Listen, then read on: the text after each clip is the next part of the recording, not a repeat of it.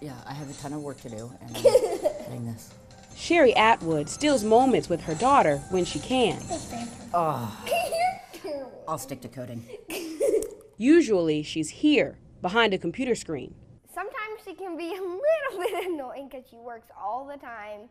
Like, we'll go to the pool, but I'll sit there and work while she's swimming. Or, you know, I'll take her to the movies with her friends, and I'll sit right outside of the movie theater and work while she's in the movie theater. She's CEO of her startup, Support Pay. It's an app that makes child support payments easy for parents. I'm, as I always say, the most unidealistic entrepreneur in Silicon Valley. A single mom, woman, over the age of 30, without a tech undergrad degree. There are a lot of kids at my school who are like, my dad has his own company and he codes and he's so awesome at what he does. And then I get to be the one kid who's like, my mom's a single mom and she has her own company and she codes, she does all of this by herself. She also funded the app all by herself for the first few years. I literally risked everything. I self-funded for 2 years. I had a second home. I sold that. I sold all my stocks to keep it going. And she kept going to VCs to ask for money, but they weren't sold. We target a very different generation. I think in the beginning, investors were really standoffish as far as investing because I didn't look like the typical entrepreneur, and this wasn't a typical startup type of company.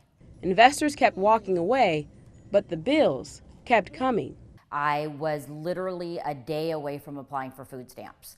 And I also had this conversation with myself, which was, okay, at what point is this just stupid, right? I gave up a huge salary, a steady income, and I've liquidated all of my assets. I've, spent everything. I believe in this, but I also have a daughter I have to support, and maybe it's just not, the right time, or maybe it's just not going to get funded.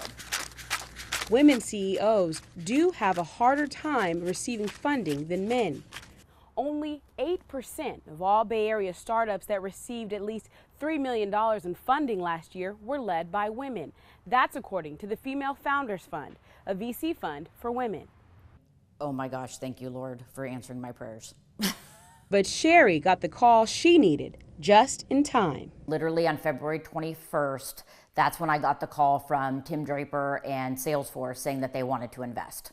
So ultimately, at that round, we got $1 million, and now we've gotten over $3 million in investments, and we're about to close another $5 million. Do you know what the new Running Man is? Huh.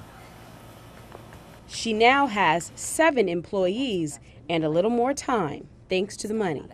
But perhaps her greatest investment is what she's given her daughter. My mom she is like my trunk to my tree. She is my entire backbone. No one believed in her at first, and she kept believing that her business would eventually make it and everyone would be using it. And that just taught me like a woman can do anything. Ryan Blackshear Vargas, NBC Bay Area News.